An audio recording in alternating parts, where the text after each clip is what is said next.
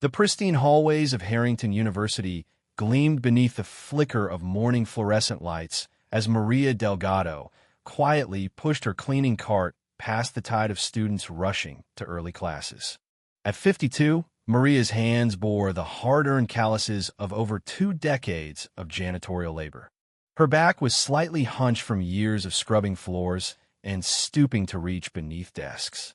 The navy blue uniform of Harrington's maintenance department hung loosely on her modest frame, a name tag reading simply, Maria. Most students passed her like she was part of the furniture, an invisible fixture in the grand architecture of one of the nation's most expensive private institutions. But this morning, Maria treaded carefully past the Jefferson Lounge, where a group of seniors reclined on leather couches. Their laptops were open, their designer backpacks strewn across the floor as if they owned the place. "I can't believe Dr. Lyman is making us redo our entire thesis," one young woman complained, tapping her manicured nails against her MacBook. "Doesn't he know we have actual lives?" Her friend, absently discarding a candy wrapper just feet from the trash can, nodded sympathetically. "Seriously, my dad donated the money for the new economics wing. That's got to count for something." Maria bent to pick up the wrapper, her knee protesting as it always did. "Oh my God," whispered a tall, sleek student in a designer jacket.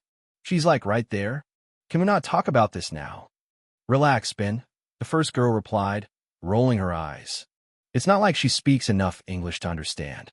Maria kept her eyes down and her expression neutral, something she had mastered after years of similar interactions. She spoke 4 languages fluently. Her English was near perfect, though laced with a gentle accent from her native Honduras.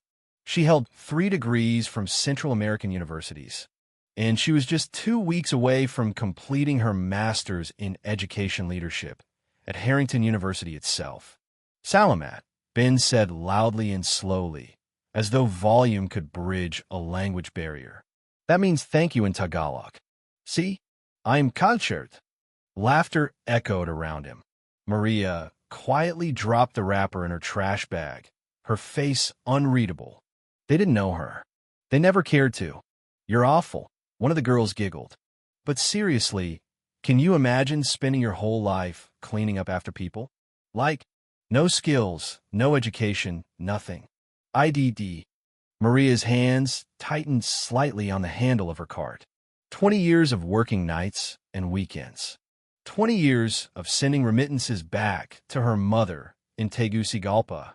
20 years of invisibility. She thought of her daughter, Sophia, now in her final year of medical school, and of her son Gabriel, recently accepted to Caltech on a full scholarship. They were her reason. They were her strength. "Can you do the window table too?" the first girl called, not bothering to glance up from her phone. "It's super dusty and we need a study." Maria responded softly, her voice perfectly clear. Of course. No one batted an eye at her flawless English. As Maria approached the window, a flyer caught her eye. Commencement 2025, speakers announced soon. Her own graduation was in just 2 weeks. 6 years of night classes. Countless hours of study after exhausting shifts. It was all about to pay off. Her phone buzzed. A message from Dr. Ingram, her department chair. "Maria, please stop by my office this afternoon. Great news about your thesis." She smiled quietly to herself. 2 more weeks. 2 days later, Maria was emptying bins in the student center when she heard her name. "No way," said Ben's familiar voice. "That has to be a mistake. Maria Delgado is giving the grad speech at commencement." "I'm looking at the email," someone else replied. "Master's in Education Leadership. Chosen for her outstanding academic record and incredible personal story." "You mean the janitor?" a girl cut in. Maria froze behind a corner, unseen. "They can't be serious," Ben scoffed. "Are they really letting the cleaning lady speak at graduation?" "Total PR stunt," another voice added. "She probably didn't even write her own stuff. How could she? She's literally mopping floors all day." Maria stepped out deliberately. "Excuse me, I need to empty that bin." The student stiffened, awkwardly moving aside. "Ben stoyeret. Are you?" The Maria Delgado giving the speech? Yes, she replied, calm and direct. The silence was thick.